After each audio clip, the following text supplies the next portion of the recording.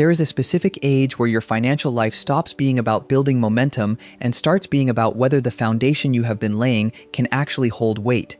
And that age, for a lot of people, is 45. Not because something magical happens at 45, but because by that point, you have been earning a real income for roughly 2 decades. You have had enough time for good decisions to compound in your favor, and enough time for bad ones to quietly dig a hole underneath you. And the uncomfortable truth is that most people arrive at 45 without a clear picture of where they actually stand. They have been busy, they have been earning, but they have not been auditing. So today, I want to walk through 7 financial milestones that by 45, you either want to have already reached or be very close to reaching. And if you are watching this thinking, I am behind on some of these, that is fine. That is exactly who this video is for, because knowing what to aim for is how you close the gap, even if you started late. My name is Ivan, and this is what I wish someone had told me 10 years ago. Number 1. Zero consumer debt except the mortgage. By 45, you want every form of consumer debt completely gone. Credit card balances, car loans, student loans, personal loans, all of it. The only debt that should remain on your balance sheet is your home mortgage. And I know this might sound aggressive to some of you, especially if you are carrying a car payment or still chipping away at student loans from 2 decades ago. But consider where the average person in this age group actually stands. According to Experian data, Generation X, which includes most people in their early to mid-40s right now, carries the highest average consumer debt of any living generation at over $158,000. They also carry the highest average credit card balance at $9,600. People in their 40s collectively hold $4.88 trillion in total debt, the highest of any age group. So this is not an abstract concern. This is a generational pattern, and breaking it starts with making debt elimination a non-negotiable priority. A lot of financial content out there frames debt as a sophisticated tool, leverage they call it, a way to accelerate your wealth building. And sure, in very specific and controlled situations, debt can serve a function. A mortgage that lets you build equity in a home, a student loan that funds a degree with a clear return on investment. But beyond those narrow use cases, debt has a tendency to behave less like a tool and more like a fire that has been left unattended. The analogy I always come back to is this. Think of debt like a stove. You use it for a specific purpose, and then you turn it off. You would never leave your stove on after you finish cooking. Debt deserves that same discipline. You use it for a defined function, and the moment that function is complete, you eliminate it. Let me show you what this looks like in practice. Rich Richard is 45. He earns $120,000 a year. Back in his early 30s, he had a car loan and about $18,000 in lingering student debt. He got aggressive, set up automated extra payments, and had both eliminated by 38. Today, aside from his mortgage, his monthly obligations are clean. Everything beyond his fixed household expenses flows into investments, his kids' education fund, and experiences with his family. Poor Peter earns the same $120,000, but at 45, he still carries a car loan, about $12,000 on a credit card balance he has been rolling for years, and a home equity line of credit he tapped for a kitchen renovation. His monthly debt payments outside the mortgage eat up roughly $2,000 a month. That is $24,000 a year going to interest and principal on things that are either depreciating or already consumed. And that same $24,000 invested annually at a 7% average return over 20 years would have grown to over $1 million by the time Peter hit 65. That is the real cost of carrying consumer debt into your mid-40s. And you also have to recognize that your 40s are a decade when responsibilities come at you from every direction simultaneously. Your children are getting older and more expensive. Your parents are aging and may start needing support. Your career demands are at their peak. You do not need consumer debt adding another layer of financial and emotional pressure on top of everything else. Number 2, your net worth should hit the PAW target. This one comes from Thomas Stanley, the researcher behind The Millionaire Next Door, one of the most comprehensive studies ever conducted on how Americans actually build wealth. Stanley spent decades studying thousands of households across every income level, and what he found was that the people who quietly accumulated the most wealth were not necessarily the highest earners. They were the most intentional with what they earned. His formula is simple. Take your age, multiply it by your annual gross income, and divide by 10. That is your minimum net worth target. For a 45-year-old earning $100,000 a year, the target is $450,000. For someone earning $150,000, it is $675,000. For someone earning 200,000, it is 900,000. Stanley called people who met or exceeded this threshold prodigious accumulators of wealth, or PAW. And to understand why that matters, you need to understand what he was contrasting it against. In his research, Stanley identified two distinct profiles: the PAW and the UAW, which stands for under-accumulator of wealth, and the difference between the two had almost nothing to do with how much money they made. Rich Richard is a PAW. He is 45, earns $150,000 a year, and his net worth is just over $700,000. He does not drive a luxury vehicle. His house is modest for his income bracket, but his 401k is fully funded. He has a taxable brokerage account growing steadily for over a decade, and his home has significant equity because he chose a house he could comfortably afford rather than the maximum a bank was willing to lend him. Poor Peter is a UAW, same age, same income, but his net worth is closer to $200,000. On the surface, Peter actually looks more successful. He drives a newer car, lives in a bigger house, and takes more visible vacations. But everything that comes in goes right back out. His high income created a high lifestyle, and the gap between what he earns and what he keeps has been razor thin for 15 years. This is the pattern Stanley found everywhere, and it is most common among high earners who feel that a rising income entitles them to a rising lifestyle. At 45, this distinction matters more than ever. The house upgrade, the car upgrade, the vacations that feel justified after 2 decades of hard work, they are not wrong. But if you do not control them, they will control you. Every dollar you spend on lifestyle in your 40s is a dollar that is not compounding for the next 20 years. Number 3. A crystal clear investment strategy that you completely understand. There is a question I like to ask that reveals more about someone's financial health than almost any other. Can you describe your investment strategy in plain English, without jargon, in just a few sentences? What do you own? What is it costing you? And why do you own it? And the truth is that most people I talk to cannot answer that question, not because they are not smart, not because they do not care, but because life got busy. They started contributing to their 401k 15 or 20 years ago, made some fund selections during a 20-minute enrollment session at work, and never thought about it again. The money kept going in, the balance kept growing, and they reasonably assumed that meant everything was working. But at 45, with a portfolio that has been compounding for 2 decades, the details start to matter a lot more. The asset allocation you blindly selected at 28 might not be appropriate for your risk profile at 45. The funds you chose without really understanding them might carry expense ratios that have been quietly compounding against you this entire time, right alongside the market returns that were compounding for you. Rich Richard sat down at 42 and did a full portfolio audit. He logged into every account he had accumulated over the years, his current 401k, 2 old 401ks from previous employers he had never rolled over, a Roth IRA, and a small brokerage account. He consolidated the orphaned accounts, reviewed every fund, and discovered he had been paying an average expense ratio of 0.85%. After educating himself, he moved everything into a simple 3-fund portfolio of low-cost index funds with a blended expense ratio of 0.05%.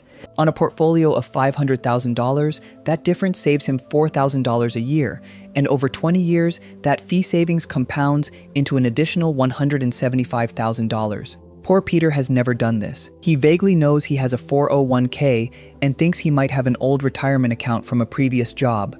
He could not tell you what funds he owns, what they cost, or whether his allocation makes sense for someone his age. This milestone is not about becoming a sophisticated investor. It is about achieving clarity. You do not need a complex strategy. You need a strategy you actually understand. One that reflects your risk tolerance, one that you chose deliberately, and one that you could explain to someone else without anyone's help. Here is a simple starting point. Log into every investment account you own and take a full inventory. For every fund you hold, ask 3 questions. What is this fund actually investing in? What is the expense ratio, and how much is that costing me in actual dollars? And why is this specific fund in my portfolio? If you cannot answer those 3 questions for every holding, that homework might be the most financially valuable thing you do this year. Number 4. 12 months of emergency fund in an accessible account. I know the standard advice is 3 to 6 months, and at 25 that might have been sufficient, but at 45, your financial life is dramatically more complex than it was 2 decades ago, and your emergency fund needs to reflect that. Think about what your life actually looks like at this stage. At 25, you had fewer assets and fewer dependents, fewer things that could break and fewer people who depended on your income. But at 45, you have a home that requires maintenance that does not schedule itself around convenient financial times. You probably have two vehicles, which means two sets of everything that can go wrong. You have children who need you constantly, and you may have aging parents who could need your support at a moment you cannot predict. And here is another layer that people overlook. At 45, the majority of your wealth is likely locked in assets that are not easy to access. Your 401k, your Roth IRA, your home equity. These are not liquid. You cannot tap your retirement accounts without penalties, and accessing your home equity requires a loan or selling the house. So when something unexpected hits, and at 45 it is a matter of when and not if, you need cash that is immediately available without having to sell investments at the wrong time or borrow against your future. Rich Richard keeps 12 months of essential expenses in a high-yield savings account, earning around 4.5%. For his family, that is roughly $84,000. It sounds like a lot of money to have sitting in cash, and frankly it is. But Richard views it as the price of sleeping soundly. He has never had to sell an investment during a market dip to cover an emergency. He has never had to put a surprise expense on a credit card. That cash cushion has saved him from making desperate financial decisions at least 3 times in the last decade alone. Poor Peter keeps about 2 months of expenses in his checking account and considers that his emergency fund. When his transmission failed last year, he put $4,000 on a credit card at 22% interest because he did not have the cash available. That $4,000 with interest will cost him closer to $5,000 by the time he pays it off. And the stress of carrying that balance bleeds into every other financial decision he makes. 2 practical places to park your emergency fund. A high-yield savings account at an online bank, where the money is FDIC insured, up to $250,000 and accessible within 1 business day. Or a money market fund at your existing brokerage. Vanguard, Fidelity, and Schwab all offer options that invest in short-term U.S. government securities and currently pay yields competitive with high-yield savings accounts. And if you are watching this thinking, I do not have 12 months saved, that is okay. Start building toward it. Even getting from 2 months to 6 months this year puts you in a dramatically stronger position than where you are right now. Speaking of understanding exactly where you stand, if you want a clear picture of your financial position, what you should be targeting, and a personalized path to get there, I put together a tool that walks you through a quick set of questions and tailors everything to your specific situation.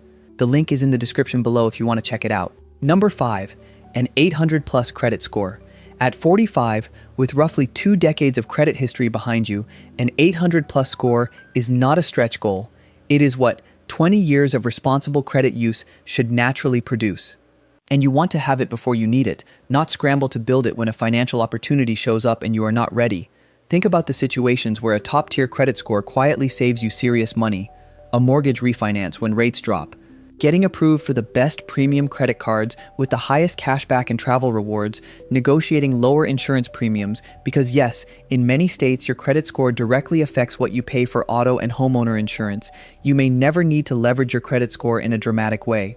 But the day you need it and do not have it is not the day you want to discover the gap. Rich Richard has an 820 credit score. He has never tried to game the system. He just followed a few basic principles consistently for 20 years. He pays every bill on time. Payment history accounts for 35% of the score calculation, so this is the single biggest lever.